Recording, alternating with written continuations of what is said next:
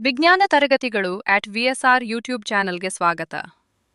Video ನೋಡೋಕ್ ಮುಂಚೆ channel ಅನ್ನು ಲೈಕ್ ಮಾಡಿ ಮತ್ತು ಸಬ್ಸ್ಕ್ರೈಬ್ ಆಗೋದನ್ನು ಮರೆಯಬೇಡಿ. ಸಬ್ಸ್ಕ್ರೈಬ್ ಆಗಲು ಬೆಲ್ ಐಕಾನ್ ಅನ್ನು ಪ್ರೆಸ್ ಮಾಡಿ.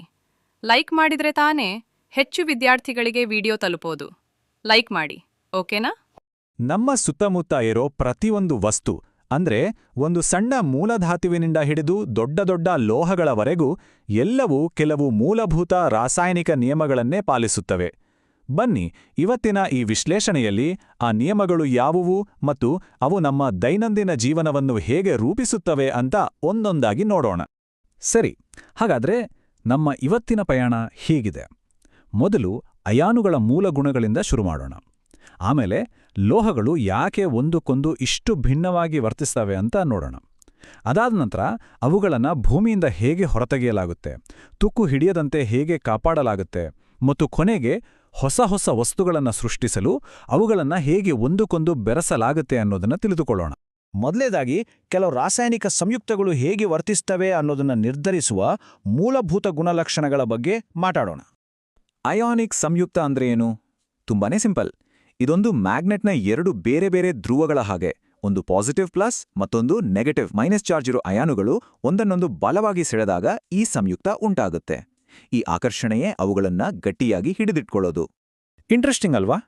ಈ ಸ್ಲೈಡ್ ಈ ಸಂಯುಕ್ತಗಳ 4 ಮುಖ್ಯ ಗುಣಗಳನ್ನ ಚೆನ್ನಾಗಿ ವಿವರಿಸುತ್ತೆ.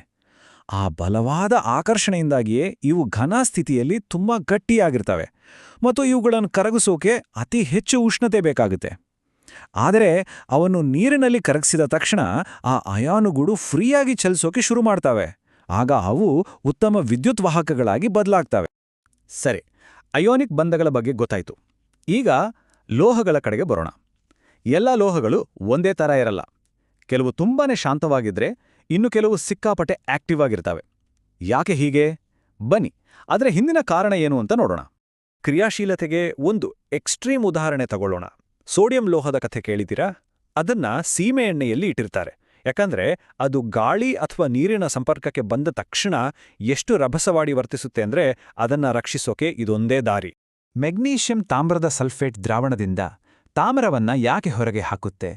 ಇದು ರಸಾಯನಶಾಸ್ತ್ರದ ಒಂದು ಕ್ಲಾಸಿಕ್ ಪ್ರಶ್ನೆ. ಇದು ನಮಗೆ ಕ್ರಿಯಾಶೀಲತೆಯ ಸರಣಿ ಅನ್ನೋದೊಂದು ದೊಡ್ಡ ಕಾನ್ಸೆಪ್ಟನ್ನು ಅರ್ಥ ಮಾಡಿಸುತ್ತೆ. ಉತ್ತರ ತುಂಬಾನೇ ಸರಳ. ಇಲ್ಲಿ ಒಂದು ರೀತಿಯಲ್ಲಿ ಯಾರು ಹೆಚ್ಚು ಪವರ್ಫುಲ್ ಅಂತ ನಿರ್ಧಾರ ಆಗತ್ತೆ. ಕೆಲವು ಲೋಹಗಳು ಬೇರೆ ಲೋಹಗಳಿಗಿಂತ ಹೆಚ್ಚು ಬಲಶಾಲಿ ಅಥವಾ ಕ್ರಿಯಾಶೀಲವಾಗಿರುತ್ತವೆ. ಈ ಕೇಸ್ನಲ್ಲಿ ಮೆಗ್ನೀಷಿಯಂ ತಾಮ್ರಕ್ಕಿಂತ ಹೆಚ್ಚು ಕ್ರಿಯಾಶೀಲ. ಅಂದ್ರೆ ಈ ರಾಸಾಯನಿಕ ಕ್ರಿಯೆ ಆಕಸ್ಮಿಕವಾಗಿ ಆಗೋದಲ್ಲ. ಇದರ ಹಿಂದೆ ಒಂದು ನಿಯಮ ಕೆಲಸ ಮಾಡುತ್ತೆ.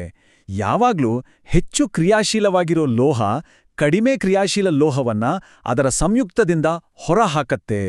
ಇದು ಕೆಮಿಸ್ಟ್ರಿಯ ಒಂದು ಫಂಡಮೆಂಟಲ್ ರೂಲ್. ಆದರೆ ಇಲ್ಲೊಂದು ಚಿಕ್ಕ ಟ್ವಿಸ್ಟ್ ಇದೆ. ಹಾಗಾದ್ರೆ ಕ್ಯಾಲ್ಷಿಯಂ ನೀರಿನ ಜೊತೆ ವರ್ತಿಸಿದಾಗ ಯಾಕೆ ಬೆಂಕಿ ಹೊತ್ಕೊಳ್ಳೋದಿಲ್ಲ? ಈ ಪ್ರಶ್ನೆ ಕ್ರಿಯಾಶೀಲತೆ ಮತ್ತು ಶಕ್ತಿಯ ಬಿಡುಗಡೆಯ ನಡುವಿನ ಸೂಕ್ಷ್ಮ ವ್ಯತ್ಯಾಸಗಳನ್ನು ಅರ್ಥ ಮಾಡ್ಕೊಳ್ಳೋಕೆ ಸಹಾಯ ಮಾಡುತ್ತೆ. ಕ್ಯಾಲ್ಸಿಯಂ ಮತ್ತು ನೀರಿನ ನಡುವಿನ ಕ್ರಿಯೆಯಲ್ಲಿ ಹೀಟ್ ಉತ್ಪತ್ತಿಯಾಗತ್ತೆ, ನಿಜ. ಆದರೆ ಆ ಕ್ರಿಯೆಯಲ್ಲಿ ಬಿಡುಗಡೆಯಾಗುವ ಹೈಡ್ರೋಜನ್ ಗ್ಯಾಸ್ಗೆ ಬೆಂಕಿ ಹಚ್ಚುವಷ್ಟು ಹೀಟ್ ಇರೋದಿಲ್ಲ. ಅಂದ್ರೆ ಎಲ್ಲಾ ತೀವ್ರವಾದ ಕ್ರಿಯೆಗಳು ದಹನಕ್ಕೆ ಕಾರಣವಾಗುವಷ್ಟು ಶಕ್ತಿ ಉತ್ಪಾದಿಸುವುದಿಲ್ಲ ಅಂತ ಇದರಿಂದ ಗೊತ್ತಾಗುತ್ತೆ. ಇಷ್ಟೊತ್ತು ನಾವು ಲೋಹಗಳ ಗುಣಗಳ ಬಗ್ಗೆ ಮಾತಾಡಿದ್ವಿ. ಈಗ ಈ ತತ್ವಗಳನ್ನೇ ಬಳಸಿ ಭೂಮಿಯಿಂದ ಶುದ್ಧ ಲೋಹಗಳನ್ನ ಹೇಗೆ ಹೊರಗೆ ತೆಗಿತಾರೆ ಅಂತ ನೋಡೋಣ. ಲೋಹಗಳನ್ನ ಶುದ್ಧೀಕರಿಸುವಲ್ಲಿ ಹುರಿಯುವಿಕೆ ಅಥವಾ ರೋಸ್ಟಿಂಗ್ ಅನ್ನೋದು ಒಂದು ಬಹಳ ಮುಖ್ಯವಾದ ಹಂತ. ಇದರಲ್ಲಿ ಅದಿರನ್ನ ಅಂದ್ರೆ ಕಚ್ಚಾ ಲೋಹವನ್ನ ತೆಗೆದುಕೊಂಡು ಗಾಳಿ ಜೊತೆ ಸೇರಿಸಿ ಹೆಚ್ಚು ಉಷ್ಣತೆಯಲ್ಲಿ ಬಿಸಿ ಮಾಡಲಾಗುತ್ತೆ. ಈ ಪ್ರಕ್ರಿಯೆ ಅದನ್ನ ಲೋಹದ ಆಕ್ಸೈಡ್ ಆಗಿ ಪರಿವರ್ತಿಸಿ ಮುಂದಿನ ಹಂತಕ್ಕೆ ಸಿದ್ಧಪಡಿಸುತ್ತೆ. ಉದಾಹರಣೆಗೆ ಸಿನಬಾರ್ ಅನ್ನೋ ಅದಿರಿನಿಂದ ಪಾದರಸವನ್ನ ಹೇಗೆ ಶುದ್ಧೀಕರಿಸ್ತಾರೆ ಅಂತ ನೋಡೋಣ. ಇದಕ್ಕೆ 2 ಸಿಂಪಲ್ ಸ್ಟೆಪ್ಸ್ ಇದೆ.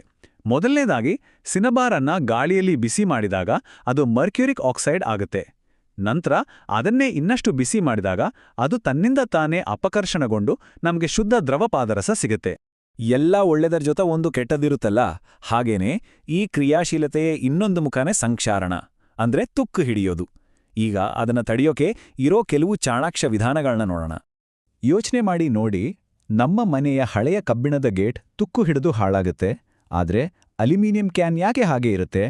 ಈ ಹೋಲಿಕೆ ನಮ್ಗೆ ತುಕ್ಕಿನ ಸಮಸ್ಯೆಯನ್ನ ಚೆನ್ನಾಗಿ ಅರ್ಥ ಮಾಡಿಸುತ್ತೆ. ಇದು ಗಾಳಿಯ ಜೊತೆಗಿನ ಒಂದು ಯುದ್ಧ ಇದ್ದ ಹಾಗೆ. ಅಲ್ಯೂಮಿನಿಯಂ ಗಾಳಿಯೊಂದಿಗೆ ವರ್ತಿಸಿ ತನಗೇ ಒಂದು ರಕ್ಷಣಾತ್ಮಕ ಕವಚವನ್ನ ಅಂದ್ರೆ ಆಕ್ಸೈಡ್ ಪದರವನ್ನ ಸೃಷ್ಟಿಸ್ಕೊಡುತ್ತೆ. ಆದರೆ ಕಬ್ಬಣದ ತುಕ್ಕು ಹಾಗಿಲ್ಲ. ಅದು ಉದುರಿ ಹೋಗುತ್ತೆ ಮತ್ತೆ ಹೊಸ ಪದರವನ್ನ ಗಾಳಿ ಮತ್ತು ತೇವಾಂಶಕ್ಕೆ ತೆರೆದಿಡುತ್ತೆ. ಹಾಗಾದ್ರೆ ಪಾಪ ಕಬ್ಬಿಣಕ್ಕೆ ನಾವು ಹೇಗೆ ಸಹಾಯ ಮಾಡ್ಬೋದು? ಅದಕ್ಕೆ ಕೆಲವು ಉಪಾಯಗಳಿವೆ. ನಾವು ಅದಕ್ಕೆ ಬಣ್ಣ ಹಚ್ಬೋದು, ಎಣ್ಣೆ ಸವರ್ಬೋದು, ಸತುವಿನ ಲೇಪನ ಮಾಡ್ಬೋದು ಅಂದ್ರೆ ಗ್ಯಾಲ್ವಾನೀಕರಣ, ಮತ್ತು ಸ್ಟೇನ್ಲೆಸ್ ಸ್ಟೀಲ್ ತರಹದ ಮಿಶ್ರಲೋಹಗಳನ್ನ ಕೂಡ ತಯಾರಿಸ್ಬೋದು. ಕೊನೆಯದಾಗಿ ಒಂದು ಹೆಜ್ಜೆ ಮುಂದೆ ಹೋಗೋಣ. ಒಂದೇ ಲೋಹ ಯಾಕೆ? ಎರಡನ್ನೂ ಬೆರೆಸಿದ್ರೆ ಏನಾಗತ್ತೆ? ಲೋಹಗಳನ್ನ ಸಂಯೋಜಿಸುವುದರಿಂದ ಹೇಗೆ ವಿಶಿಷ್ಟ ಮತ್ತು ಮೌಲ್ಯಯುತ ಗುಣಗಳಿರೋ ಹೊಸ ವಸ್ತುಗಳನ್ನೇ ರಚಿಸ್ಬೋದು ಅಂತ ನೋಡೋಣ. ಮಿಶ್ರಲೋಹ ಅಂದ್ರೆ ಲೋಹಗಳ ಮಿಶ್ರಣ. ಬೆಸುಗೆ ಲೋಹ ಅಥವಾ ಸೋಲ್ಡರ್ ಅನ್ನೋದು ಇದಕ್ಕೆ ಒಂದು ಪರ್ಫೆಕ್ಟ್ ಉದಾಹರಣೆ. ಇದು ಸೀಸ ಮತ್ತು ತವರದಿಂದ ಮಾಡಿದ ಒಂದು ನಿರ್ದಿಷ್ಟ ಮಿಶ್ರಲೋಹ. ಇದರ ಸಂಯೋಜನೆ ತುಂಬಾ ಸಿಂಪಲ್, ಕೇವಲ ಸೀಸ ಮತ್ತು ತವರ. ಆದ್ರೆ ಇವೆರಡು ನಿರ್ದಿಷ್ಟ ಪ್ರಮಾಣದಲ್ಲಿ ಸೇರಿದಾಗ ಅವುಗಳ ಮೂಲ ಗುಣಗಳಿಗಿಂತ ವಿಭಿನ್ನವಾದ ಮತ್ತು ಹೆಚ್ಚು ಉಪಯುಕ್ತವಾದ ಗುಣಗಳುಳ್ಳ ಒಂದು ಹೊಸ ವಸ್ತುವೇ ಸಿದ್ಧವಾಗುತ್ತೆ. ಇದರ ಸ್ಪೆಷಾಲಿಟಿ ಏನು ಅಂದ್ರೆ ಇದು ಬೇಗ ಕರಗುತ್ತೆ ಮತ್ತು ವಿದ್ಯುತ್ತನ್ನು ಚೆನ್ನಾಗಿ ಸಾಗಿಸುತ್ತೆ. ಇದೇ ಕಾರಣಕ್ಕೆ ವಿದ್ಯುತ್ ತಂತಿಗಳನ್ನು ಒಂದಕ್ಕೊಂದು ಬೆಸೆಯಲು ಇದನ್ನು ಹೆಚ್ಚಾಗಿ ಬಳಸ್ತಾರೆ. ಅದರ ಗುಣಕ್ಕೂ ಅದರ ಉಪಯೋಗಕ್ಕೂ ನೇರವಾದ ಸಂಬಂಧವಿದೆ. ನೋಡಿದ್ರಲ್ಲ, ಅಯಾನಿಕ್ ಬಂಧಗಳ ಸರಳ ನಿಯಮಗಳಿಂದ ಹಿಡಿದು ನಮ್ಮ ಅಗತ್ಯಕ್ಕೆ ತಕ್ಕಂತೆ ಮಿಶ್ರಲೋಹಗಳನ್ನೇ ವಿನ್ಯಾಸಗೊಳಿಸುವವರೆಗೆ ರಸಾಯನಶಾಸ್ತ್ರ ಅನ್ನೋದು ಕೇವಲ ನಿಯಮಗಳಲ್ಲ, ಅದು ನಮ್ಮ ಕೈಗೆ ಕೊಟ್ಟಿರೋ ಒಂದು ಶಕ್ತಿ. ಹಾಗಾದ್ರೆ ಈ ಶಕ್ತಿ ಬಳಸಿ ನಾವು ಮುಂದೆ ಇನ್ನೇನು ಸೃಷ್ಟಿಸ್ಬೋದು? ಯೋಚಿಸಿದರೆ ಸಾಧ್ಯತೆಗಳು ನಿಜಕ್ಕೂ ಅಪಾರ.